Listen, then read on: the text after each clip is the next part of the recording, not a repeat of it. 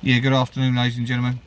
We've got remote sign-on ballot going on. It's a ballot that all of drivers across London have been very supportive of, with our brothers and sisters at Metroline, and none more so than my group of activists. We've really wanted this to succeed. We've pushed for drivers to send their ballot papers back. We've wanted a good result, and we want remote sign-on gone. And that's across the board. You know, nobody wants it. You talk to any driver, any operator, they're worried about it because remote sign-on is a threat to terms and conditions. It's a loss of earnings because you lose your travel time. You know, there's the thing of where do we have our breaks. We've got to do our own travel to work. You know, if I drive my car and park it in the car park and pay the day to park the car there near where I'm signing on the bus, and then I've got to take the bus back to the garage. How do I get back to that car park? How much is it going to cost me to park the car in a car park? It's all being done on drivers' own money and own time. And, you know, it's already been highlighted to me by certain people in Unite before I left and joined RMT that it would lead eventually to 0-hour contracts. You know, so companies and operators, they don't have to pay, you know, your holiday pay, they won't have to pay sick pay, because essentially you'll be more or less like a self-employed person. You'll just get paid for what you work and that's it. Which is technically, you know, from a financial perspective, because let's be honest now, operators are private companies, and it is about maximising profit margins, minimising expenses. It's fantastic. It's also fantastic for TfL because now the tenders don't need to cost as much because there's not as many, you know, the drivers' wages, which make up a big part of the tender, they're not going to be as high, are they? Because it's 0-hour contract. So all these things, this is, I mean, we're looking sort of like John Murphy said in a Zoom meeting that remote sign will be here across the board, all operators in 6 to 7 years. So you know, you'd be looking at possible 0-hour contracts 10 years or more. But it's coming, you know.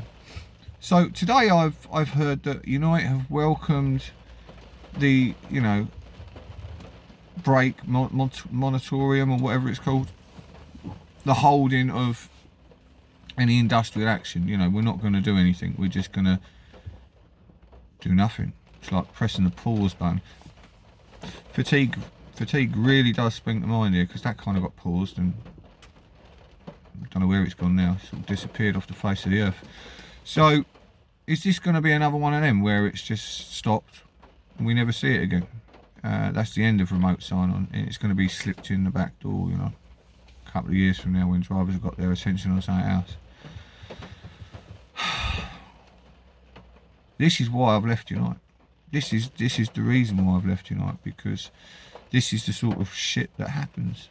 You know, you whip up a big thing, making out you're making a big fight of it.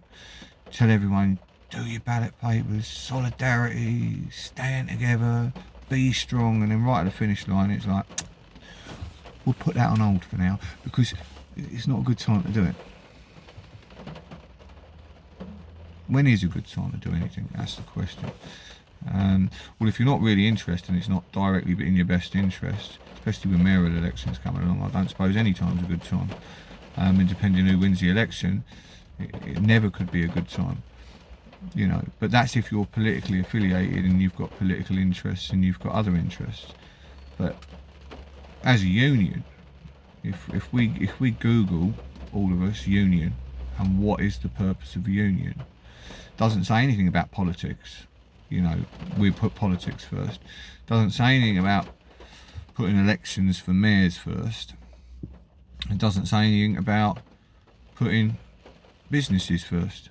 What it actually says is it's there for the drivers. It's to support the drivers and to support workers in their grievances and their issues. And by rights, as a union, whatever my issue is and my members' issues are, if it's a genuine issue or not a genuine issue, my rep has to listen to it and has to take it forward to the operator and say, look, this is what the drivers want, they're not happy, you know. And if the operator's not willing to listen, then he takes it to his convener, and then the convener takes it to the regional officer.